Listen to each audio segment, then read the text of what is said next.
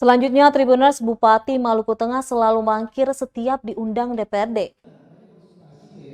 Komisi 1 DPRD Maluku menyesalkan sikap Bupati Maluku Tengah, Tuasikal Abua yang selalu mangkir setiap diundang rapat.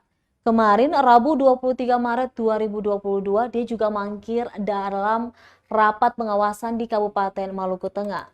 Padahal dalam surat nomor 167/90 bersifat penting yang dilayangkan DPRD Maluku itu. Mereka meminta Tuasikal Abua memfasilitasi pertemuan tersebut.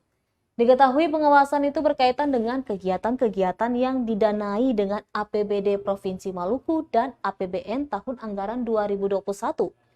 Ketua Komisi 1 DPRD Maluku Amir Rumrah mengatakan salah satu kegiatan utama yang perlu diawasi yakni penanganan daerah rawan konflik seperti Pelau Kariu dan Sepa Tamilo.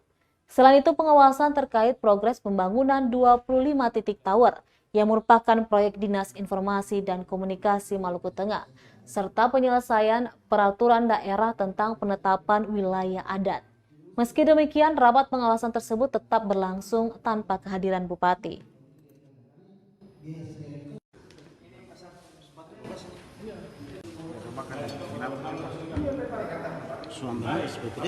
Memang kebetulan di komisi kita ini kan secara bukan masalah anggaran secara fisik ya, ada program yang sifatnya koordinasi dan evaluasi dan monitoring terkait dengan itu, sehingga banyak hal yang menjadi catatan penting kepada Pemda sini karena pertama menyangkut masalah keamanan.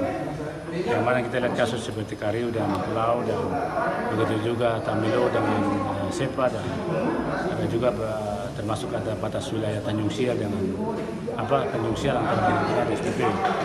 Begitu juga menyangkut dengan Fokom itu ada beberapa titik tower yang tadi sampaikan ada 22 titik yang kemarin karena kita menyampaikan aspirasi di Jakarta.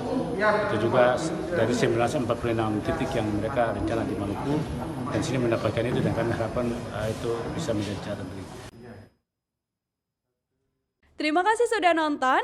Jangan lupa like, subscribe, dan share ya.